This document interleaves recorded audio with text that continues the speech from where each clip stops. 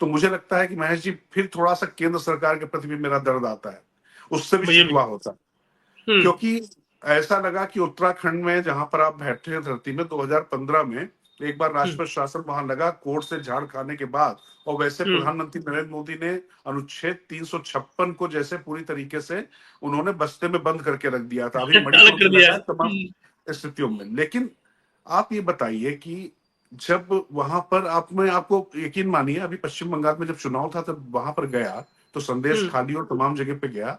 आप यकीन नहीं करेंगे, 3-3 पीढ़ियां गुजर गई हैं जिनके घरों से आज तक लोगों को मताधिकार का उपयोग तक नहीं कर पाए हैं वो लोग। कारण ये है कि उनको लगता है कि उनका वोट अगर पड़ेगा तो फिर उनके ऊपर तमाम केसेस पड़ जाते हैं, और वो पहले ही उससे पहले पुलिस की दबिश शुरू हो जाती है। तो ये एक अलग तरीके की वहां पर ये परंपरा है। तो बस मेरा ये मानना है कि ये ऐसी परिस्थिति में चुनाव कम से कम फ्री एंड फेयर हो, तो वो केंद्रीय एजेंसियां पूरी तरीके से, हालांकि चुनाव आयोग कराता है, लेकिन देखिए पुलिस तो स्थानीय होती है ना, प्रशासन तो बिल्कुल। स्थानीय होता है ना। और चुनाव जब आयोग की भी आप फोर्स बना थोड़ी है। के देंगे, तो बिल्कुल। ये सब चीजें अच्छा है क्या कि अगर आप देखेंगे तो पश्चिम बंगाल में जो पुलिस या प्रशासन है वो भी काडर की तरीके से काम करता है। हम्म।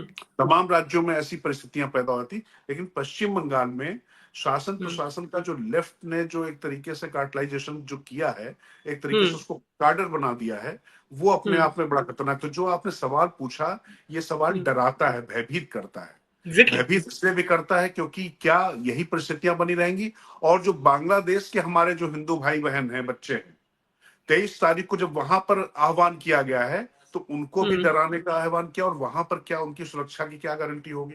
हम अपने पश्चिम बंगाल में जब सुरक्षित नहीं रख पा रहे अपने लोगों को, तो वहां पर जो हिंदू हैं जिनको ऑलरेडी बहुत ज्यादा प्रताड़ित करके रखा गया और जिन पर लगातार हमले हो रहे हैं, जिनके प्रतिष्ठानों पर तमाम चीजें हो रही, तो निश्चित तौर पर ये राजनीति महज स्वीकार्य नहीं हो सकती है।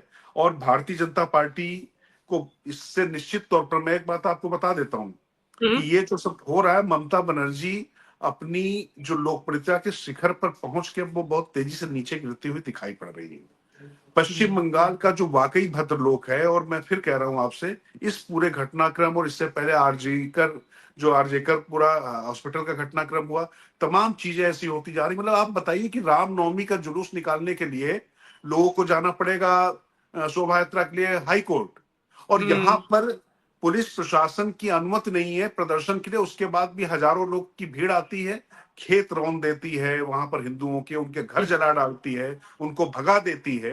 ये क्या चीजें चल रही? और आप देखिए, चोरी की चोरी ऊपर से सीना चोरी।